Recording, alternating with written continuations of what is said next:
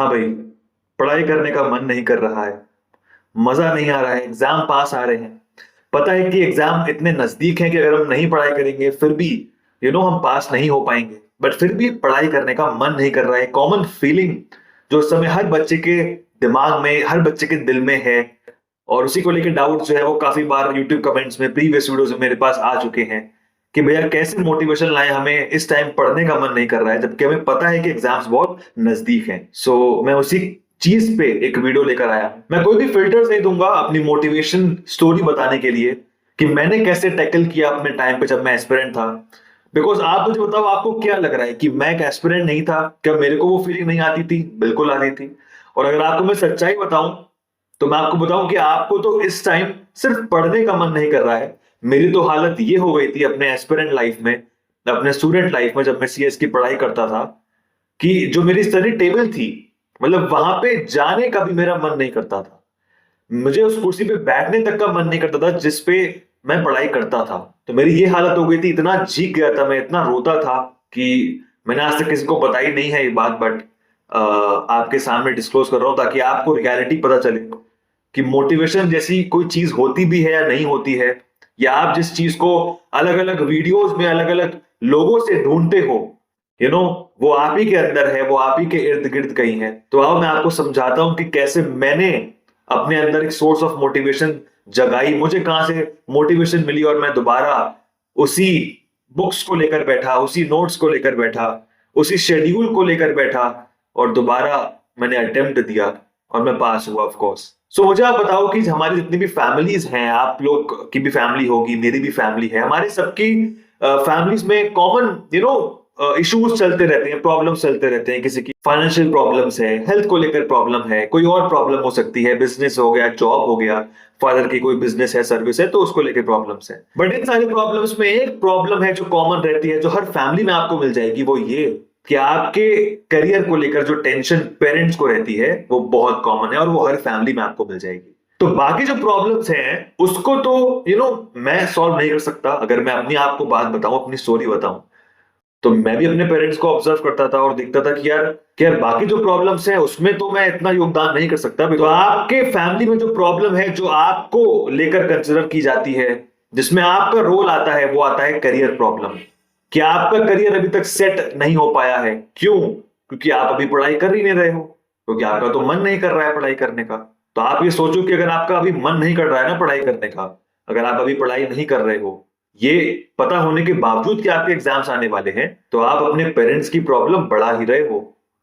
ये बात आप समझ के चलो। सो मेरे साथ भी यही सेम था, मेरी भी यही सेम स्टोरी रही है। मैं भी अपने पेरेंट्स को ऑब्जर्व करता था और दिखता था कि यार उनके जब दिनचर्या गुजर जाती है, तब शाम को जब फादर आपके घर पे आते हैं, चाहे जॉब से चाहे बिजनेस पे, तो एक माथे पे शिकन रहती है उनके कि बाकी प्रॉब्लम्स तो रहती हैं, बट एक आपके करियर को लेकर कि कब आप सेट हो जाओगे। एकेडमिक की मैं बात कर रहा हूं, मैं पैसे की बात नहीं कर रहा हूं। पैसा तो जीवन भर चलता रहेगा। आप लोग 19-20, कोई किसी की अच्छी जॉब लगती है, किसी की मीडियोकर कंपनी में जॉब लगती है, किसी की अच्छी प्रैक्टिस होती है, किसी की मीडियोकर प्रैक्टिस होती है। तो कोई अच्छा बिजनेस कर पाता है, कोई मीडियोकर बिजनेस करता है, तो वो तो लाइफ चलती रहेगी, पैसा तो ठीक है।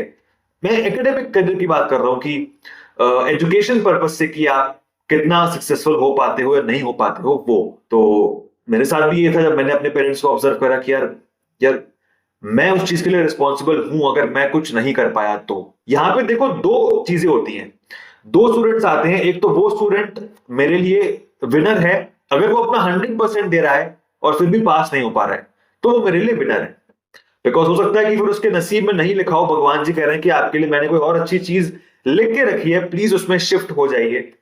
ठीक है, वो अपना 100% दे रहा है सीएस में या किसी भी प्रोफेशन में और वो नहीं पास हो पा रहा है, फिर भी नहीं क्लियर कर पा रहा है, तो ठीक है, वो मेरे लिए विनर ही है, लूजर नहीं है। बट अगर आप या कोई ऐसा व्यक्ति, कोई ऐसा स्टूडेंट जो भी पढ़ाई नहीं कर रहा है, ये सोच के कि यार प्रोफेशनल एग्जाम में हम तो पास ही नहीं हो पाएंगे, ऐसा है वैसा है, तो आप बाद में ये नहीं कह सकते कि मैंने तो एग्जाम्स दिए थे, मैंने तो बहुत अटेम्प्ट दिए थे, मैं फिर भी पास नहीं हो पाया, शायद मेरी किस्मत में नहीं लिखा होगा।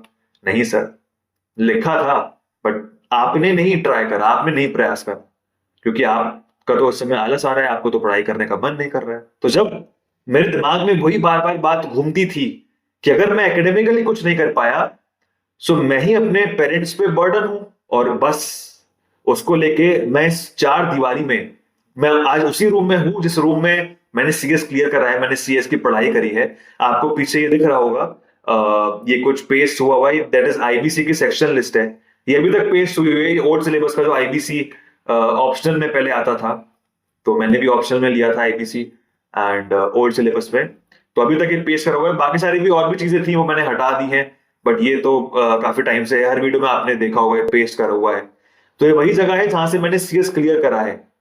सो मैं इस रूम में इतना रोया हूं, इतना चीखा हूं, बार बार वही बुक्स, बार बार वही नोट्स देखना, बट फिर वही दिमाग में मेरे आता था कि यार नहीं करूंगा तो कौन करेगा, कौन करेगा, क्योंकि आप ही को लड़ना है, आप ही को करना है। आप नहीं करोगे तो कौन करेगा? हंस के करो, रो के करो, भाई करना तो आप ही को है। बहुत सिंपल सी बात है कि आप एक बहुत बड़े मल्टीनेशनल कंपनी के जो ओनर्स हैं उनके बेटे हो, आपके फादर एक बहुत बड़े बिजनेसमैन है, बहुत बड़े बिजनेस टाइकून हैं, बहुत बड़े नेता हैं, बहुत बड़े सुपरस्टार हैं, क्रिकेटर हैं, कि आपकी लाइफ सेट है। अगर सेट है तो कोई दिक्कत नहीं है, तो कोई सच में दिक्कत नहीं, बट मेरे साथ मेरी पर्सनल स्टोरी में ऐसा नहीं था। मुझे अपने बलबूते पे कुछ ना कुछ तो करना ही था, ताकि मेरा फ्यूचर सिक्योर हो सके और मेरे पेरेंट्स का एक एक दिमाग से उनको टेंशन निकल जाए कि चलो एटलीस्ट इसका एकेडमिक करियर जो है वो सक्सेसफुल हो गया, अब आगे जो भी करना चाहता है वो कर सकता है, जॉब करनी है, प्रैक्टिस करनी है, कंटेंट क्रिएशन करना है, या टीचिंग फील्ड में जाना है, जो भी करना है। तो मेरे लिए सबसे बड़ी सोर्स ऑफ मोटिवेशन क्या होती थी पढ़ने की? यही चीज कि मैं अपने पेरेंट्स पे कभी बर्डन ना बनूं। मेरा काम क्या है कि मैं अपना 100% दूं। अगर मैं अपना 100% दे रहा हूं तो मैं पास होना चाहिए। अगर नहीं हो पा रहा हूं, ठीक है, कोई बात नहीं, हो सकता है कि कुछ और लिखा हो अच्छा भगवान ने, ठीक है। बट अगर मैं अपना 100% ही नहीं दे रहा हूं, ये सोच के कि यार मुझे तो आलस आ रहा है, मुझे तो पढ़ने का मन नहीं कर रहा है, मुझे कोई संदीप महचोली की वीडियो देखनी है मोटिवेशन के लिए, तो भैया मोटिवेशन की कोई गोली नहीं होती है, कोई अलग से डिफरेंट डिफरेंट अलग अलग मोटिवेशन स्पीकर की वीडियो नहीं देखनी पड़ती है। आप अपने आप के सरकमस्टेंस को देखो, आप अपने पेरेंट्स को देखो, है ना, अपनी फैमिली को देखो। अगर आपको अपने जिंदगी सुधारनी है तो भाई हंस के और रोके आप ही को करना है, तो आपको पढ़ना पड़ेगा। मैं ये नहीं कह रहा हूं कि सीएस ही सब कुछ होता है, ठीक है, जिंदगी में बहुत सारी चीजें हैं करने के लिए, बहुत चीजें हैं करने के लिए, सीएस ही अकेला नहीं है। बट इस समय तो आप उसी में हो ना, इस समय तो आप सीएस के फेज में हो ना, आपने कुछ चूज किया है तो उसको कंप्लीट तो करो। पास होते हो ना ना होते हो वो हमारे हाथ में नहीं है, बट कंप्लीट तो करो।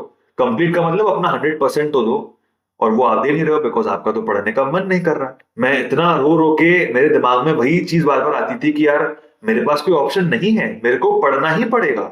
मतलब उस टाइम पे, जिस टाइम मैंने सीएस की पढ़ाई शुरू करी थी, जिस टाइम पे मैं अटक गया था बीच में, उस टाइम पे मेरे पास वही एक ऑप्शन, लास्ट ऑप्शन है कि मुझे यहां से निकलना है तो मुझे पढ़ाई करनी ही पड़ेगी। उसके बाद मैं चाहूं कुछ भी करूं, मेरे पास फ्रीडम है। और मेरे को समझ नहीं आता, एक एग्जाम्पल ले लेते हैं, पीवी सिंधु हो गई, विराट कोहली हो गए, रोहित शर्मा हो गए, ये कितने बड़े बड़े हमारे इंडिया के जो है स्पोर्ट्स पर्सनालिटीज हैं। ये क्या मोटिवेशनल वीडियोस देख के जाते हैं जब कोई टूर्नामेंट खेलने जाते हैं? ऐसा होता है क्या? ये कोई संदीप महेश्वरी की वीडियोस देखने जाते हैं या फिर ये मेरी वीडियो देख के जाते हैं? उनके लिए क्या मोटिवेशन होती है? यही होती है कि उनको इंडिया के लिए नेक्स्ट ओलंपिक में गोल्ड लेकर आना है, सिल्वर भी नहीं, गोल्ड लेकर आना है। विराट कोहली, रोहित शर्मा की क्या मोटिवेशन होती है कि उनको इंडिया के लिए कप लेकर आना है, टूर्नामेंट जीतना है, सेकंड प्लेस नहीं, थर्ड प्लेस नहीं, सीधा टूर्नामेंट जीतना है।